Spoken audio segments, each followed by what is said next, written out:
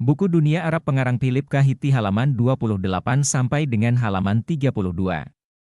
Suatu peristiwa lagi tentang sejarah yang tertua mengenai Jazirah Arab, sungguh pun kurang dikemukakan orang, tetapi lebih penting artinya, ialah pengembaraan suku Bani Ibrani selama 40 tahun di Jazirah Sinai dan Padang Pasir Nufud, menurut keterangan yang tertulis dalam Perjanjian Lama dari Kitab Injil. Maka suku-suku Bani Ibrani sedang dalam perjalanannya kembali dari perbudakan di Mesir ke tanah asalnya Palestina, kira-kira tahun 1225 sebelum M. Yang memimpin Bani Ibrani pada kala itu ialah Nabi Musa, yang mengawini seorang putri Arab, anak dari seorang pendeta di Midian. Daerah Midian ialah daerah selatan Sinai dan daerah yang berada sebelah timur Jazfuah Sinai tersebut, dan perkawinan ini menimbulkan salah satu peristiwa yang terpenting dalam sejarah. Lihat Perjanjian Lama, Exodus 3, L. 18, 10, 12. Istri Nabi Musa menyembah suatu dewa bernama Yahu, yang kemudian dirubah menjadi Yahweh atau Jehovah. Yahu ialah dewa padang pasir, yang sederhana dan mempunyai perintah yang keras. Tempat tinggal dewa ini ialah sebuah kemah, sedang ibadat-ibadatnya tidak berapa sulit, sebab hanyalah terdiri dari pesta-pesta padang pasir. Sedekah dan pengorbanan ternak. Putri pendeta dari Midian itulah yang mengajarkan ibadat agama ini kepada Nabi Musa, sedang untuk Nabi Musa sendiri hal ini menimbulkan berbagai peristiwa yang luar biasa, berita-berita yang menunjukkan bahwa Bani Ibrani itu berasal dari padang pasir, banyak sekali didapati dalam Perjanjian Larna. Raja-raja yang disebut oleh Nabi Jeremiah mungkin sekali mereka itu semua adalah para syekh dari Arab Utara dan padang pasir Syria. Perawan Bani Sunamiyah, yang kecantikannya diabadikan oleh Canticum Canticorum, nyanyian dari segala nyanyian, yang menurut pendapat orang dicipta oleh Nabi Sulaiman. Secara geografis orang Yahudi itu adalah tetangga orang Arab, dan secara perbangsaan mereka adalah saudara sepupunya. Hubungan dengan kitab Injil dapat disebut dengan tidak habis-habisnya, tetapi yang paling menarik perhatian kita di sini ialah timbulnya agama Islam. Agama yang menuntut penyerahan diri kepada kehendak Allah cukuplah untuk dikemukakan di sini, bahwa pada awal abad ke-7 hidup kebangsaan di Arab Selatan sedang morat-marit sering negeri itu tak mempunyai pemerintahan sama sekali. Di seluruh jazirah Arab penyembahan dewa-dewi yang telah usang itu telah tiba kepada suatu saat, di mana ia tidak lagi cakap memberi kepuasan kepada kebutuhan kerohanian bangsa itu. Pendapat-pendapat yang masih samar mengenai hanya adanya satu Tuhan mulai timbul dan berkembang menjadi suatu ibadat umum. Pengaruh-pengaruh Kristen semakin meluas, sekalipun pikiran-pikiran agama itu tidak pernah masuk di dalam akal orang Arab. Tetapi tempatnya ada dan waktunya telah tiba untuk munculnya seorang pemimpin agama dan pemimpin kebangsaan yang besar. Tetapi kalau terhadap masyarakat yang berkembang, di Arab Selatan sebutan, zarnar kebiadaban ini adalah terlampau keras. Tetapi zaman inilah zaman, di mana negeri Arab tidak mempunyai apa-apa, tidak mempunyai seorang nabi yang mengobarkan semangat, tidak mempunyai kitab wahyu. Di seluruh dunia tak ada satu bangsa pun yang menunjukkan minat dan kekaguman yang lebih besar terhadap ucapan kata-kata secara seni sastra dan begitu halus perasaannya untuk bahasa lisan dan tertulis daripada orang Arab. Hampir tidak ada sesuatu bahasa lain yang sanggup menanamkan pengaruh yang tak terelakkan pada jiwa orang yang memakainya, selain daripada bahasa Arab.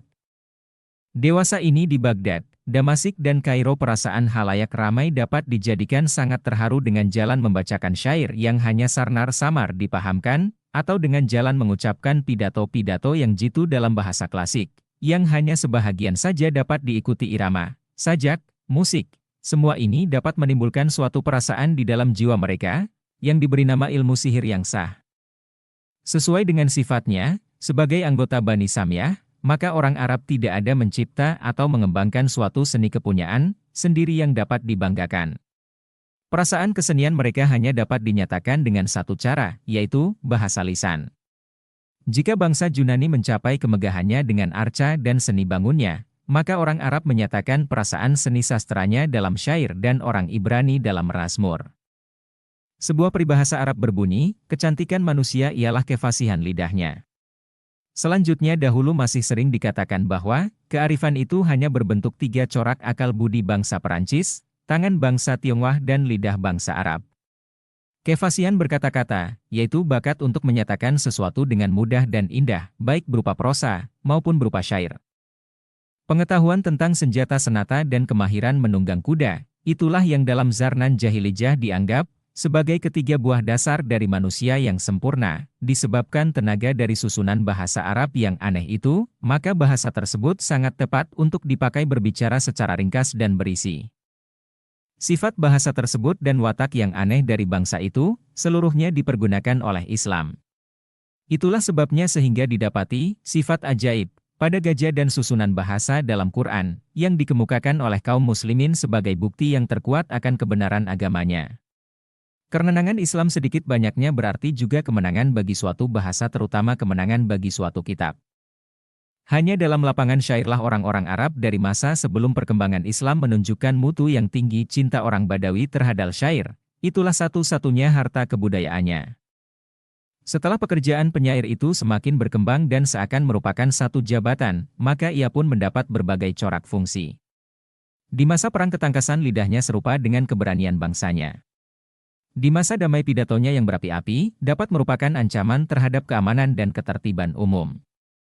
Syair-syairnya dapat menggerakkan bangsanya untuk beraksi, seperti caranya pemimpin-pemimpin rakyat zaman sekarang menggerakkan halayak rarnai zaman kampanye pemilihan umum. Sebagai seorang wartawan dayam zamannya itu, hatinya dipikat, orang dengan jalan memberikan anugerah-anugerah besar padanya, syair-syairnya yang dihafal di luar kepala dan disebarkan dari mulut ke mulut, merupakan suatu cara publikasi yang sangat berharga.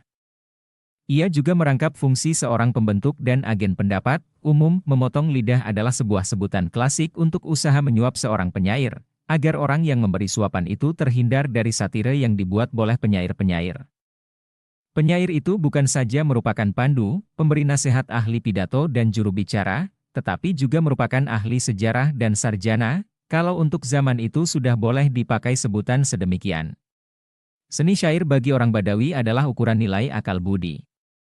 Siapakah yang berani menandingi suku saja, kemahirannya menunggang kuda, penyairnya serta jumlah anggotanya. Demikian antara lain perkataan seorang penyair dalam zaman tersebut. Sedang itu pun tidaklah dapat dipastikan dengan tepat. Syair-syair itulah yang memberi penerangan bagi kita tentang berbagai fase kehidupan Selarna zaman pra-Islam. Oleh sebab itulah didapati suatu perumpamaan yang berbunyi, puisi itu ialah buku daftar orang Arab yang resmi. Seni puisi itu pulalah yang menyatakan kepada kita bahwa orang Badawi sebelum kedatangan Nabi Muhammad SAW sebenarnya tidak ada mempunyai sesuatu yang merupakan religi.